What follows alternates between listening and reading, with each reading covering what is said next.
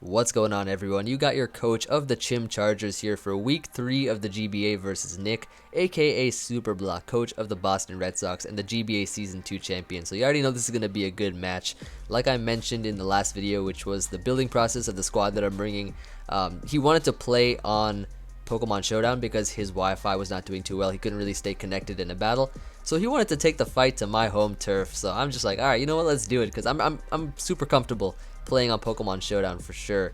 So I mean, I had the opportunity to do a live com just because we were doing it on Pokemon Showdown, but I decided to do post com just to keep things parallel with all my other videos. Plus, I just focus a lot better when I do when I'm able to kind of think by myself, as opposed to, like, when I do a live, it's pretty casual. I can just say things out loud and do well. But for like a tournament battle and stuff, I just focus a lot more. I don't get as distracted when I do post com.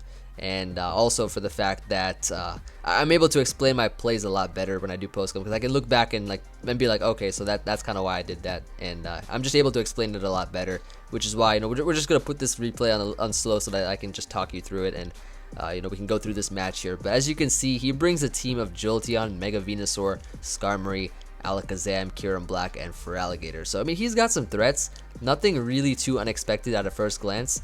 I knew that going into this game I had to get up my rocks as soon as I could, since Skarmory would have a tough time getting rid of hazards due to the number of threats that I carry. And I also figured that I probably should not lead with Donphan, just because I don't want him to lead Kyurem Black and put me in an awkward position, because Kyurem Black of course has the ability Terra Volt, breaks through my sturdy, pretty much works the exact same way as Mold Breaker. So I figured that instead of putting myself in that position, why not just choose one of my threats and lead off with it right away. So I'll show you all exactly what went down in this match.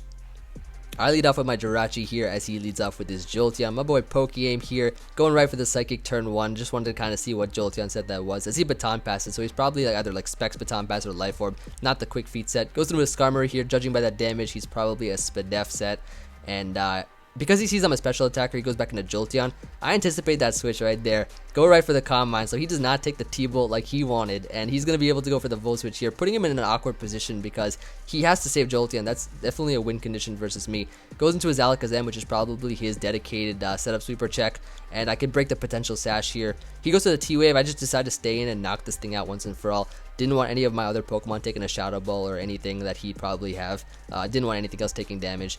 Goes into his Feraligatr here, and I just decided to sack off my Jirachi, as there's not much a paralyzed Jirachi can do anyways. And I just go to my Donphan here because I can just get up my rocks, no problem. I have the Custap Berry, I can hang on to Sturdy, don't have to worry about getting flinched because he has Sheer Force, and that negates the after effects of moves. I get up my rocks here. I expected him to anticipate my Custap Berry. As he goes to Skarmory here, I just go for the knockoff. And knockoff would have been good either way, even to get rid of the Feraligatr's Life Orb should he have decided to stay in. And now I just go into my Ampharos here as he just pulls off a Tailwind. I'm just like, what? Oh, Tailwind? Okay, that's interesting. I Mega Evolve with my Fabio. I want to try to stall out the Tailwind turns. And I just go for the Dragon Pulse here because I know he's Spadef, I know he can eat it up. And he goes for the Whirlwind, so I'm like, what? He has Tailwind and Whirlwind? Like, I'm just wondering what's going on here. So I go for the Air Slash, trying to flinch him to stall out another Tailwind turn. He breaks through, unfortunately, goes for the Brave Bird, knocking himself out. So he has one turn of Tailwind left. Decides to go to Jolteon, so I'm like, okay, that's not a problem at all. I can just go ahead here. Sack off Mr. Jamvad, my Donphan. He already got up rocks. Jamvad has fought well, and I can just go ahead here and sack him to this HP Ice probably. And just go ahead here. The Tailwind is gone, right? So I can go to my Fabio. My boy Fabio here. He's making his debut. Go right for the Agility as he goes for the Hidden Power Ice here. And because I went for the Agility on this turn, I put him in a position where after I kill this Jolteon, after he gets his first kill of the game, of the season I mean, after he gets his first kill, he cannot go in a Feraligatr or his Kyurem to threaten me out, so he has to go Venusaur here. I go for the Dragon Pulse as he Mega Evolves. Kind of want to see, or kind of want to gauge how much damage he is, or what kind of set he is potentially. And I can see that he's a Spadef set for sure. That did 32%. That's definitely a Spadef. So I go to my Gorbis here. Because of the fact that I can save my Fabio, I can go for the Shell Smash. I expected him to Synthesis, so I was pretty confident hard switching into this. I can Shell Smash as he Giga Drains me, puts me down to my Sash range, and I can go ahead and Psychic here and just do a lot of damage. I know for a fact that I couldn't kill it because he's Spadef, so I needed to weaken it significantly so that I can go to my Togekiss here and just air slash to knock this thing out.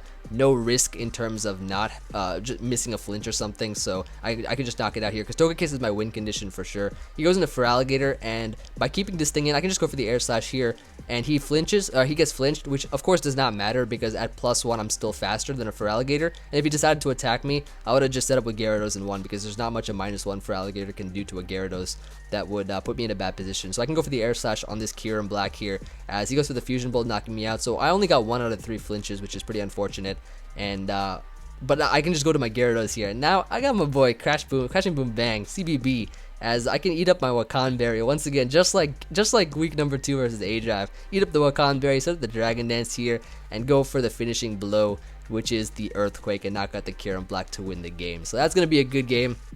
Just going over a couple things in the match. Like I said, the flinch did not matter. He was a little bit. I don't know if he was joking or not, but Nick wasn't too happy about the flinch on the Feraligatr. But like I said, it did not matter at all because of the fact that if he decided to Dragon Dance, which if he did, then I would still be faster with my Togekiss. I would have been able to outrun it and knock out the Feraligatr. And if he decided to attack me, which he said that is what he did, then I would have been able to go into my Gyarados, set up a Dragon Dance, and win the game right then and there. So with that being said, you know, it was a solid game for sure, and I really I think we put in a lot of work with the team overall. The reason that I decided to preserve Fabio, I don't know if that's another question you guys might have. The reason I decided to preserve Fabio at 14% was because in case he was a potential Scarf Kyurem Black, then I would have been able to, at that range I calculated, would have been able to live a potential Fusion Bolt. If he decided to just lock himself in a Fusion Bolt, at 14% I would have been able to live one of the Fusion Bolts and knock it out with a Dragon Pulse. So that's one of the reasons why I decided to keep Fabio, expect him to Synthesis up, and then go right into my Gorebyss, Shell Smash as I got down to Stash level, and then just did significant damage with Psychic so that I could knock it out with Air Slash without having to worry about him dodging a flinch. Because he's Spadef, right? He was a Spadef Venusaur, so there's no way like an Air Slash could have like I don't even think like an Air Slash would have. It might have 2-hit KO'd the Venusaur maybe, but I don't think it would have done a lot of damage. Like it would have to either a physically defensive Venusaur or an offensive Venusaur. I think so. I feel like that I just played it really well by going through what I did there, and I think that was just overall my best play to win the game, 100%. And like you saw there, the Wakan Berry coming through in the end, which is what I like to see. I mean, everything just put in work in general, so that's awesome. And I hope you guys enjoyed this battle. By the way, go ahead and check out Super Blood, my boy Nick here. I mean, you can see probably from his point of view. I'm guessing that it's gonna go up at the same time, but the battle that he, from his point of view, that he had versus me, you guys can watch that and kind of see his thought process, I guess.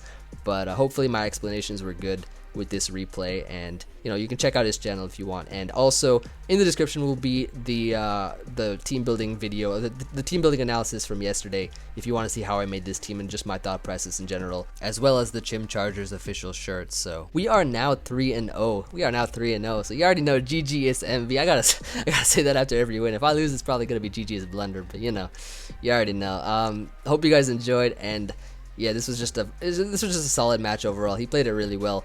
Definitely a solid battler in general. But yeah, I hope you guys enjoyed, and I'll see you on the next one. Peace, guys.